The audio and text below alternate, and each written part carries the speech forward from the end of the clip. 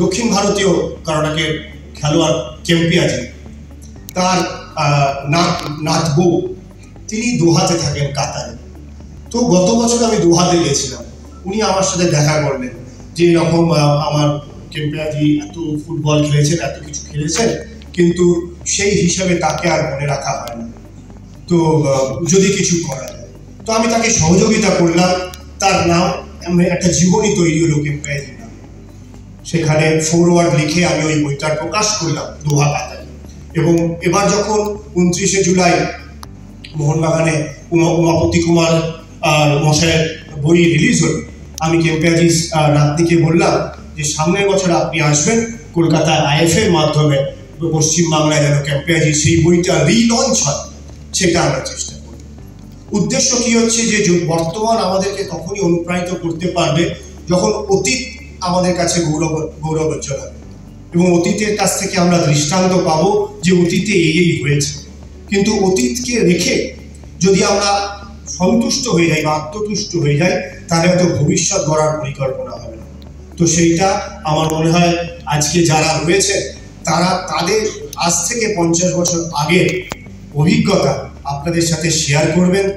আপনারা নিশ্চয়ই তাদের সাথে কথোপকথনের মাধ্যমে এই অনুষ্ঠানটাকে একটা সেই পর্যায়ে নিয়ে যাওয়ার চেষ্টা করব যে আজ থেকে 50 বছর আগে এই অনুষ্ঠান আমাদের কাছে ভীষণ আনন্দের এবং গৌরবের ছিল।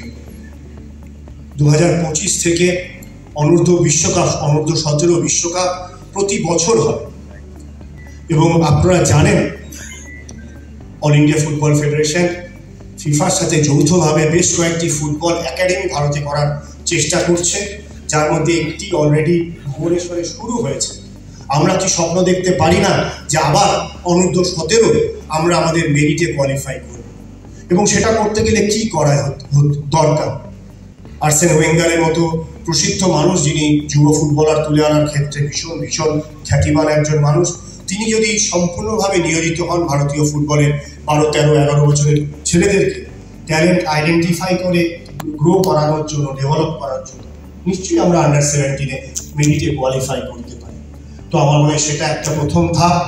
দ্বিতীয়ত, সন্তোষ ট্রফি আমরা দেখেছেন একটা অন্য মাত্রায় নিয়ে যাওয়ার চেষ্টা করেছি। এবছর সন্তোষ ট্রফি যদি আপনারা দেখে থাকেন, ইটানগরে হয়েছে, কি বিশাল ভিড় হয়েছে, কি সুন্দর জনপ্রিয়তা অর্জন করেছে, পুরনো সম্মান ফিরে পেয়েছে। তো যতক্ষণ না আমাদের দেশীয় টুর্নামেন্টগুলো আবার পুনরায় উজ্জীবিত হবে, ততক্ষণ আমরা ম্যাচ টাইম বাড়াতে পারবো না। ম্যাচ টাইম না বাড়লে খেলোয়াড় তৈরি হবে না। কি করে খেলোয়াড় আসবে? লিমিটেড হয়ে যাবে খেলোয়াড় বাছার পরীক্ষা।